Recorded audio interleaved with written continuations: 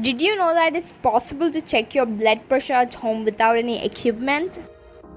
Watch the video to learn more. Every day we see the people around us getting sick. And one of the most common health issues today is altered blood pressure. You certainly know someone who has either high or low blood pressure. Even you may have it. But how can we identify a drop or rise in blood pressure? Blood pressure or BP is nothing more than the system that transports blood through the heart and arteries to the brain and the other organs of the body. Regular blood pressure is 120 per 80.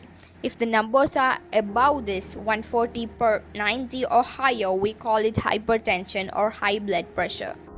If they are below 90 per 60, it's a case of hypotension, low blood pressure. A way of differentiating between high and low blood pressure is by the symptoms. When it is low, we feel a fainting sensation, weakness, drowsiness, blurred vision, and dried mouth.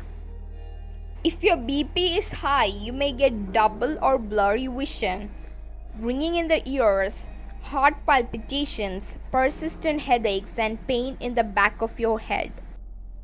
But when we are in a remote area and without a BP machine close by, there's no way of knowing if our BP is altered. Of course, the symptoms may help in this case. If you were ever caught in this situation before, you know what I'm talking about. To check your BP without a machine, all you need is a simple test. Stand up close to a wall or a tree.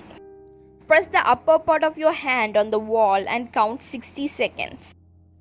After this time, release your hand and your arm will automatically move. If your arm goes below your shoulder, your BP is low. The arm at the same level of your shoulder means normal blood pressure. If your arm goes above the shoulder, your BP is high. Try this method for a quick check, but don't forget to schedule a visit to your doctor to investigate the causes of your altered blood pressure. Are you enjoying the video? Then don't forget to leave a like and share it with your friends to help the channel.